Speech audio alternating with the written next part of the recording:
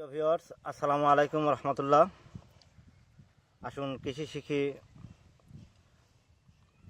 Page থেকে আপনাদের সুস্বাগতম। ভিউয়ার্স, আপনারা কিন্তু জানেন এটা কিন্তু পেঁয়াজের বীজ। গত ভিডিওতে আপনাদেরকে দেখাইছিলাম বীজটা কীভাবে শোধন প্রক্রিয়া করা লাগে এবং কোন টাইমে ভেজানো লাগে এবং পানি কতটুকু দেওয়া লাগে।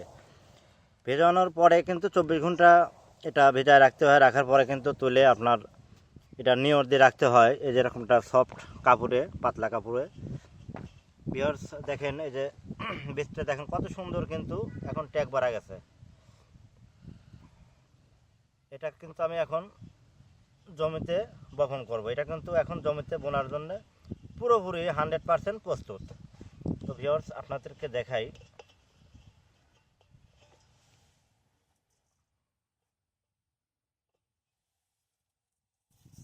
ওই সাইজ একটু কমা দেওয়া ছাড়বে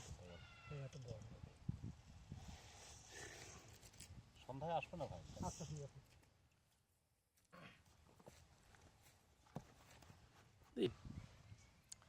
ভিউয়ার্স আপনারা একটা জিনিস কিন্তু লক্ষ্য করতেছেন, বিচিটা কিন্তু এখনো ভেজা আছে। সেক্ষেত্রে আপনি কিন্তু বিচিটা এভাবে রোপণ করতে পারবেন না। তাহলে আপনাদের কি করতে হবে, এই বীজটা, এই দেখেন আমি কিন্তু ছাই নিয়ে আইছি, এই যে ছাই দেখছেন, এই ছাইয়ের মধ্যে কিন্তু এই বীজটা আমি এখন ঢেলে দেব।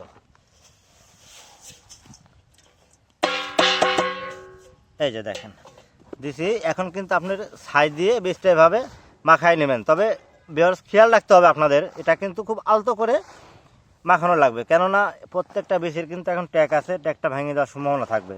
সেক্ষেত্রে আপনি অবশ্যই নরম হাতে, খুব সফট যাতে হয় সেই সুন্দর আলতো করে এটা কিন্তু আপনার মাখানো লাগবে।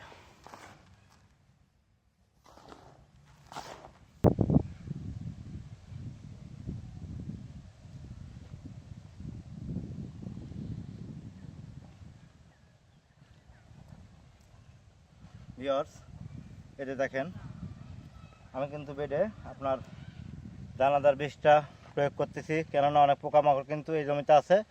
সেক্ষেত্রে দানাদার বীজটা দেওয়া কিন্তু অতি জরুরি।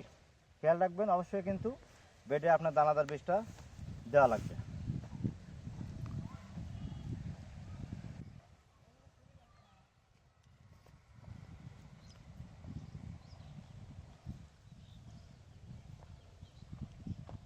তো ভিউয়ার্স দেখতে পারতেছেন, জমিতে কিন্তু বীজ বপনের কাজ অলরেডি শুরু হয়ে গেছে।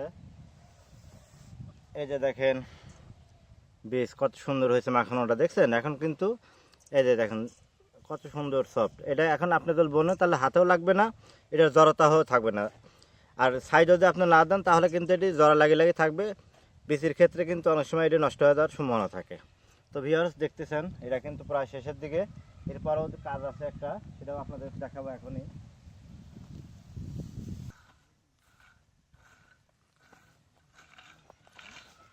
ভিউয়ার্স বীজ কিন্তু আমার বপন হয়ে গেছে অলরেডি। এখন এই বীজটা আপনার এভাবে টাইনে, বীজটা কিন্তু আপনার মাটির নিচে দিয়ে দেওয়া লাগবে, নইলে কিন্তু আপনার উপরে থাকলে অনেক সময় কিন্তু বীজটা চারাটা নিতে অনেক সমস্যা হয়। ঠিক আছে ভিউয়ার্স, এই যে দেখতেছেন, এটি কিন্তু সেই অস্ত্র যে অস্ত্র দিয়ে বেডের কাজ শুরু করছিলাম। এটার কাজ কিন্তু অপরিহার্য সবসময়ের জন্যই। তো ভিউয়ার্স অবশ্যই কিন্তু আপনারা এটা খেয়াল রাখবেন, যেরকম একটা যন্ত্র দিয়ে কিন্তু আপনারা এভাবে নাংলেটা দিয়ে টাইনে দিতে হবে। টাইনে না দিলে কিন্তু বেশিটা মাটির নিচে যাবে না, আর মাটির নিচে না গেলে কিন্তু এখান থেকে ভালো রেজাল্ট আপনি আশা করতে পারবেন না। তো ভিউয়ার্স অবশ্যই খেয়াল রাখবেন, এটা কিন্তু আপনার অতি জরুরি কাজ।